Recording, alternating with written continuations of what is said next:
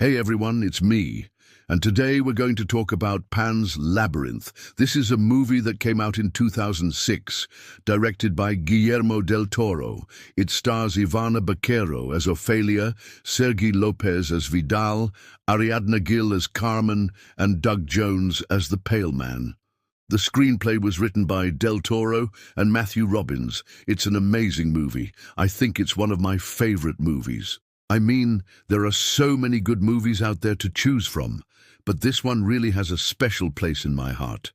This is set in post-Civil War, Francoist Spain in 1944. There's two storylines.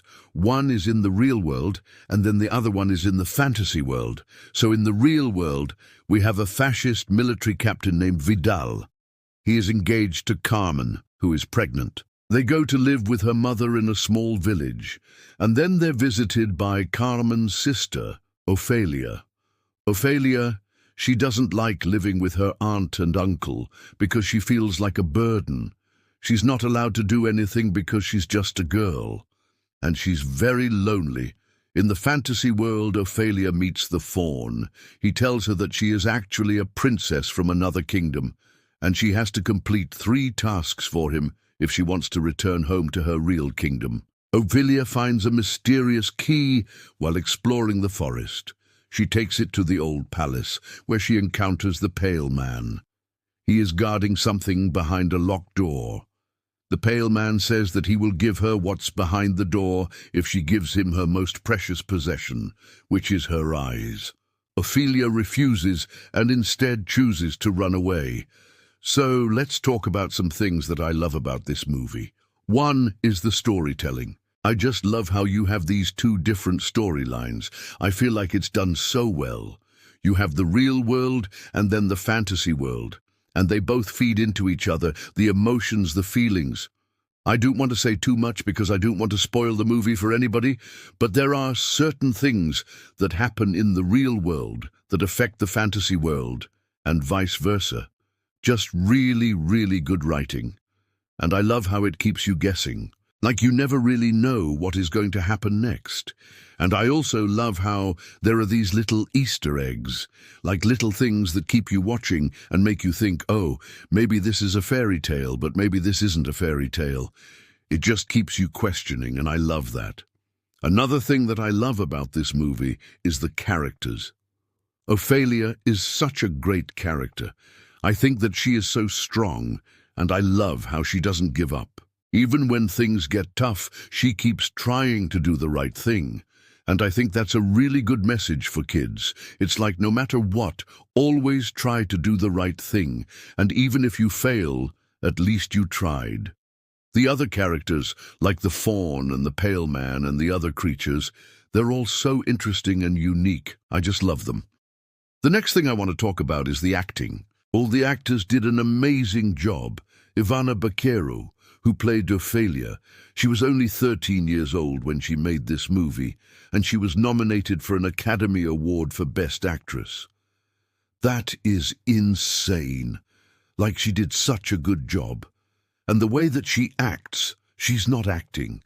Like, I fully believe that she is a princess from another kingdom. Doug Jones as the Pale Man, he did an amazing job. And I love how creepy and scary he is. But also, you kind of feel bad for him too, because he's just doing what he's told to do. And then Sergi Lopez as Vidal, he does a really good job of being the villain. Like, you hate him. You just want to punch him in the face. He's so bad. And Ariadna Gil as Carmen, she plays Vidal's fiancée and Ophelia's aunt. She does a great job of being just self-centered and not really caring about anybody else. Now, this movie is rated PG-13, and I think that's appropriate because there are some scary scenes. There are some intense moments, and also there's some violence. Now, if your kid is younger than 13, I think it depends on the maturity level. My brother, he watched it when he was 10, and he was fine. He loved it. But if your kid is easily scared, then I would wait until they're older. The next thing I want to talk about is the cinematography. This movie looks beautiful. The way that they filmed it, it just makes you feel like you're in another world. And I think that's because of the camera angles.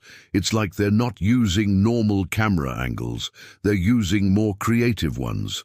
For example, there's this one scene where Ophelia is walking through the woods and the camera is low to the ground, so it makes you feel like you're walking through the woods with her, and it just sucks you into the movie. Another thing is the lighting. They use natural lighting as much as possible, which helps to create this realistic look, and the colors are just gorgeous. The next thing I want to talk about is the score. The music in this movie is so good, it perfectly sets the tone for every scene. And it's not just like background music, it's actually a part of the story. There's one song in particular that I love. It's called The Other Daughter, and it's sung by Lisa Gerard. Whenever I hear this song, I just get chills. It's so good. The next thing I want to talk about is the visual effects. The visual effects in this movie are top-notch. I don't know how they did it. Maybe it was CGI, maybe it wasn't, I don't know. But it looks so good, like the creatures are so realistic. You can almost reach out and touch them. And the way that they move, it's just so fluid. It's not stiff. Like sometimes when you see CGI, it looks stiff and robotic, but not here. It looks so real. The next thing I want to talk about is the costumes. The costumes in this movie are gorgeous. They're so detailed, and they really help to set the tone for each scene. For example, there's this one scene where Ophelia is wearing this white nightgown and it's like floating around her, and it just makes her look like a princess. And then there's another scene where she's wearing this red dress and it's like fiery and passionate. And then there's the makeup, like the way that they did the makeup for the creatures. It's just so good, like it looks so realistic. The next thing I want to talk about is the set design. The sets in this movie are so detailed. You can tell that they put a lot of time and effort into creating them. For example, there's this one scene where Ophelia is walking through the woods and there's like mushrooms everywhere, and it just looks so real. And then there's another scene where she's walking through the palace and it's like crumbling and falling apart. And again, it just looks so realistic. If you haven't seen Pan's Labyrinth yet, I highly recommend it. I think it's a movie that everyone can enjoy. It's a movie about good versus evil. It's a movie about courage and hope, and it's just a really good movie. If you have seen it, I highly recommend watching it again. I think you'll pick up on things that you didn't notice before. Well, that's it for now. I hope you enjoyed this video. If you did, please give it a thumbs up and subscribe. I would really appreciate it. And I will see you in the next video. Bye.